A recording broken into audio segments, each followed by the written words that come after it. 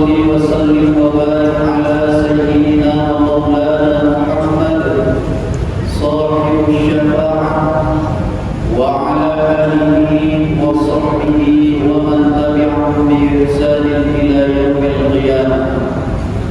أما بعد، فيا عباد الله، أوصيكم ونفسي بتقوى الله وقد فاز المتقون، كما قال الله تعالى في القرآن الكريم: أعوذ بالله من الشيطان الرجيم، بسم الله الرحمن الرحيم.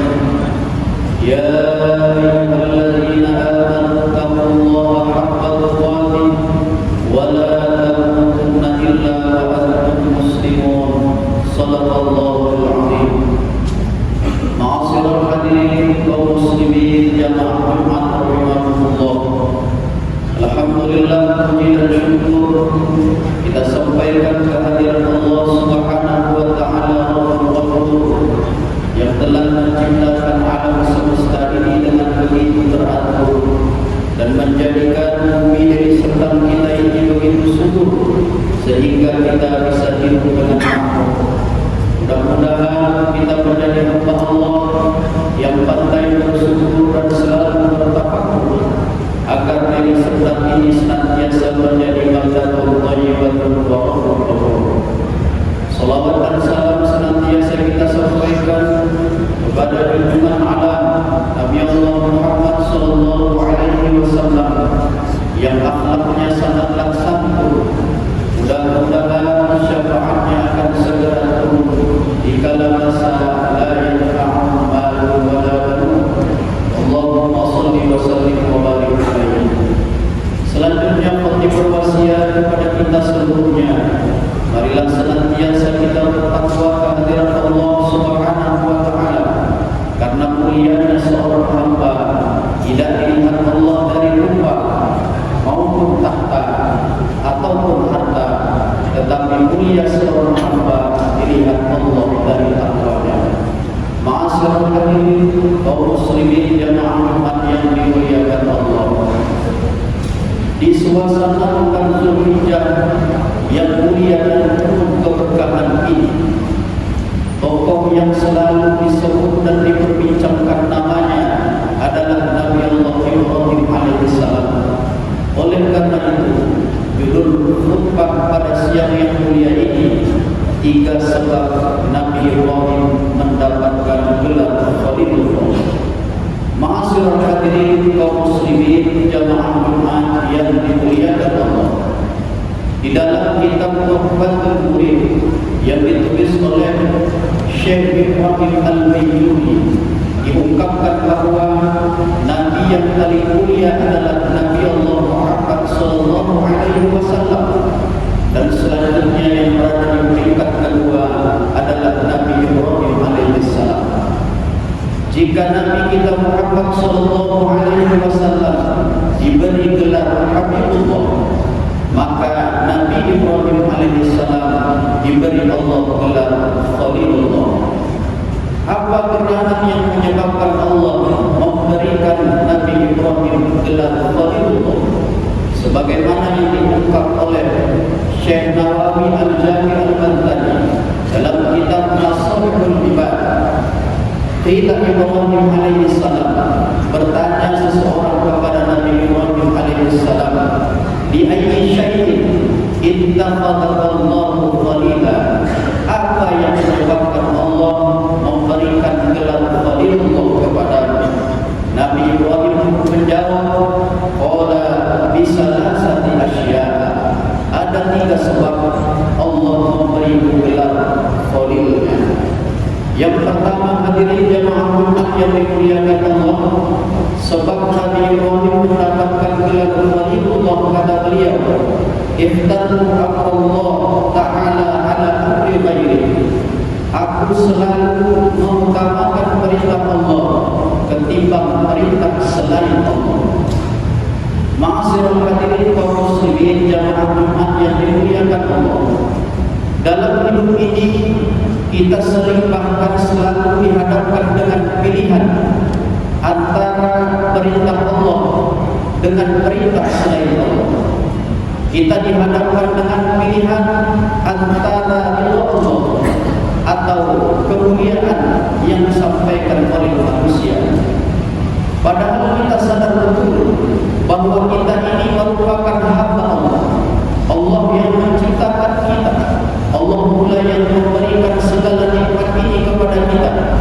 Namun sayangnya dalam menjalani kehidupan ini, terkadang kita menjadikan urusan kita dengan Allah bukan pada pilihan yang pertama.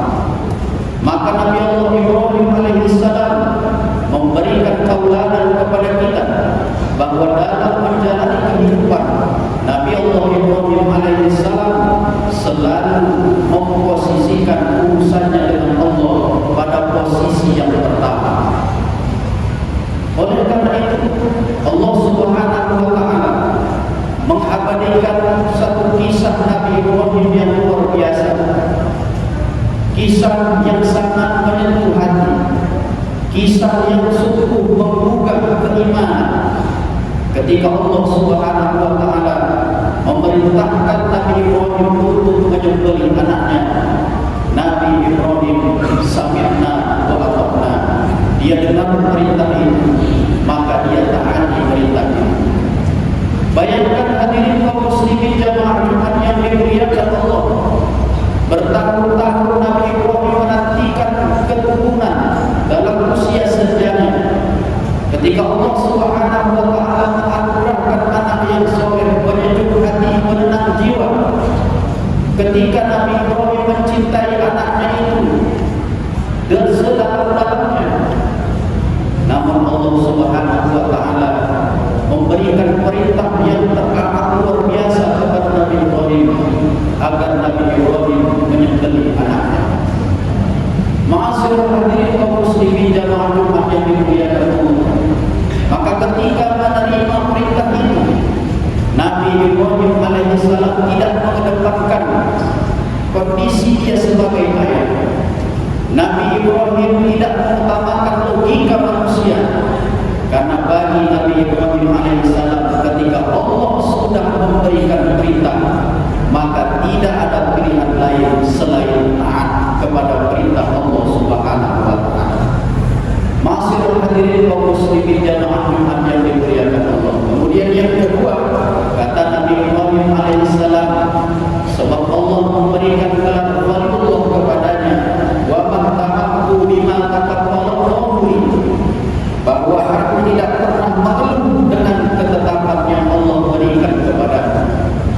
Kalimat ini memang nampaknya sederhana, namun sungguh sangat sulit untuk diamalkan. Terkadang kita sebagai manusia mudah sekali mengeluh. Dapat ujian sedikit, langsung lisan kita mengatakan Allah tidak sayang kepada kita. Ketika Allah memberikan masalah hidup kepada kita, langsung kita sambut dengan keluhan. Nabi Ibrahim memberikan contoh kepada kita. Berulang kali Allah Subhanahu wa Ta'ala memberikan ujian kepada Nabi Ibrahim. Pernah dibakar hidup-hidup, diusir dari kampung halamannya. Tapi Nabi Ibrahim alaihissalam menjawab takdir yang Allah tetapkan kepadanya bukan dengan keluhan, tapi dengan untayan doa, bukan dengan protes, tapi dengan ketaatan kepada Allah Subhanahu wa Ta'ala. Hadirin kaum muslimin jamaah Jumat yang dimuliakan Allah Subhanahu wa Ta'ala. Yang ketiga, kata Nabi Ibrahim, sebab Allah Subhanahu wa Ta'ala memberikan gelar waliyullah kepadaku, wa ma tahsyidu wa ma taqdaitu illa ma'adhaib. Aku tidak pernah makan malam dan tidak pernah makan siang kecuali bersama makan dengan tamu. Hadirin kaum muslimin jamaah Jumat yang dimuliakan Allah, ternyata untuk menjadi kekasih Allah tidak cukup hanya dengan meningkatkan spiritualitas kita kepada Allah Subhanahu wa Ta'ala, tetapi harus diseimbangkan dengan membangun harmoni kepada sesama kita. Dan membangun harmoni kepada sesama manusia itu dicontohkan Nabi Ibrahim alaihissalam dengan senantiasa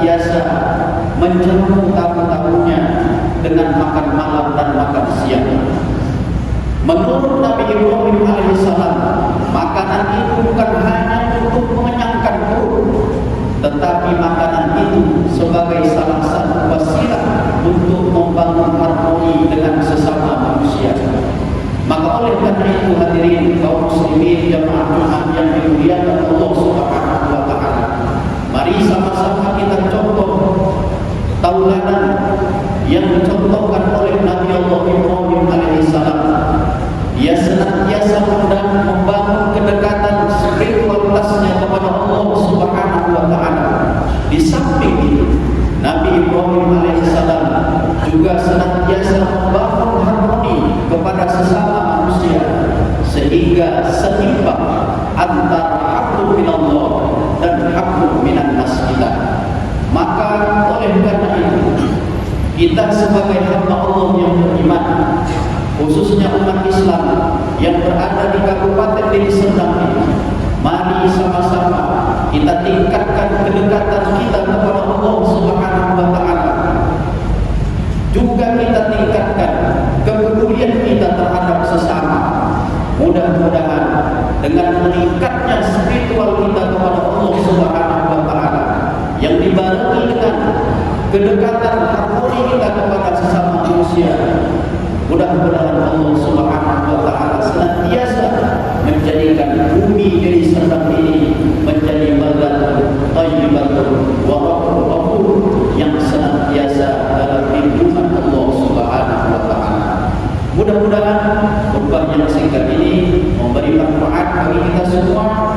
Mudah-mudahan kita termasuk hamba-hamba Allah yang bisa menjadikan Nabi Ibrahim sebagai tauladan dalam kehidupan kita. Barakallahu li wa lakum bil Qur'anil azim wa nafa'ani wa iyyakum bima fihi minal ayati wal dhikril hakim wa taqabbal minni wa minkum tilawatan innahu huwal ghafurur rahim.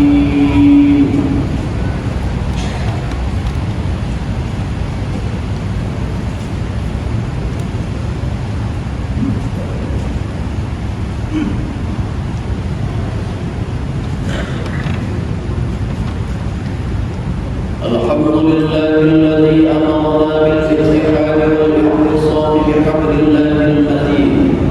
Asyhadu an la ilaha illallah wahdahu la syarika lah, iyyahu na'budu wa iyyahu nasta'in. Wa asyhadu anna sayyidana Muhammadan 'abduhu wa rasuluhu al-mab'uts rahmatan lil 'alamin. Allahumma shalli wa sallim wa barik ala sayyidina مولانا محمد وعلى آله وصحبه أجمعين. أما بعد، فيا عباد الله اتقوا الله حق تقاته ولا تموتن إلا وأنتم مسلمون. قال الله تعالى في القرآن الكريم: أعوذ بالله من الشيطان الرجيم. بسم الله الرحمن الرحيم. إن الله وملائكته يصلون على النبي يا أيها الذين آمنوا صلوا عليه وسلموا تسليما. اللهم صل وسلم وبارك على سيدنا ومولانا محمد وعلى آله وصحبه أجمعين. وارض اللهم على أربعة الخلفاء الراشدين سيدنا أبي بكر وعمر وعثمان وعلي وعلى بقية صحابة رسول الله أجمعين وتابع التابعين ومن تبعهم بإحسان إلى يوم الدين. اللهم